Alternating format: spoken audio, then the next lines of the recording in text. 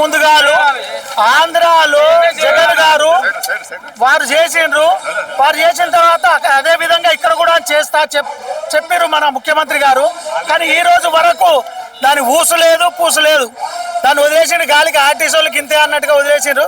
కావున గౌరవ ముఖ్యమంత్రి గారు వెంటనే స్పందించి మమ్మల్ని విలీనం చేయవలసిందిగా కోరుచున్నాము.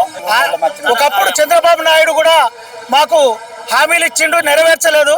అప్పుడు చంద్రబాబు నాయుడు ప్రభుత్వం కూలిపోవడానికి కూడా ఆర్టీసీ వర్కర్ తలుచుకుంటే ఎవరినైనా పైకి లేపగలుగుతాడు, ఎవరినైనా కూలవేయగలుగుతాడు.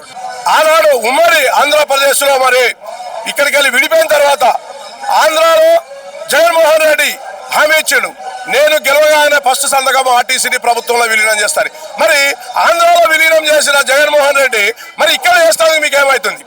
ఇప్పుడు గెజిట్లో ఆల్రెడీ కేసీఆర్ గారు గవర్నర్ తోటి ఇచ్చేపించి గెజిట్లో అంతా అయిపోయిన తర్వాత, గవర్నర్ ఆమోదం అయిపోయిన తర్వాత మా ప్రభుత్వం రాగానే మిమ్మల్ని ప్రభుత్వం విలీనం చేస్తాని మరి ఎక్కడ అడ్డుపడుతుంది? గవర్నర్ గారు అడ్డుపడరా, నీ కేసీఆర్ గారు అడ్డుపడరా? లేకుంటే నువ్వు చేస్తానికి నీకు అడ్డు ఏమైనా కలుగుతుందా?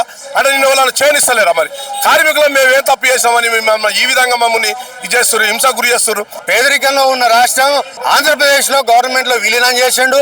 అతను పిఆర్సీ చేసిండు, ప్రమోషన్లు వచ్చినాయి. మాకు ప్రమోషన్లు లేవు, బెనిఫిట్స్ లేవు, పిఆర్సీలు లేవు, బకాయిలు లేవు, డిఏ బకాయిలు లేవు. ఇంకా మీకు ఎంత టైం కావాలి? ఇంకా ఎప్పుడు సమస్య ఇస్తారు? ఎప్పుడు పరిష్కరిస్తారు? మా సమస్యల మీద ఎప్పుడు దృష్టి పెడతారు? ఏపీలో మరి అక్కడ విలీనం చేసిర్రు. మరి సేమ్ అది రెండు ఒకటే కదా, ఉమ్మడి రాష్ట్రాలే. వాళ్ళకి చేసినటువంటి విలీనము మనకెందుకు కాదు? మా మీద కూడా దయ ఉంచి చేయాల్సిన బాధ్యత మీ మీద ఉంది సార్. మీరు తలుచుకుంటే అవుతుంది.